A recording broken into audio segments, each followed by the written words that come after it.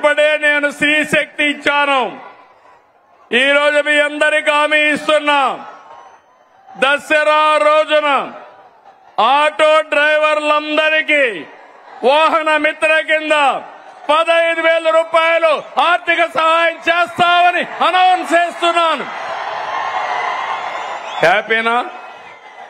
సంతోషమా అని అడుగుతున్నా.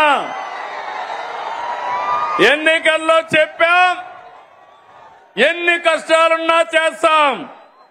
వాహన మిత్ర కింద సంవత్సరానికి ఆటో డ్రైవర్లకి 15,000 ఇస్తామని మీ అందరికీ హామీ ఇస్తున్నా. ఇది మంచి కార్యక్రమం అనుకుంటే గట్టిగా చప్పట్లు కూడా చెప్పండి, మంచి కార్యక్రమం అని.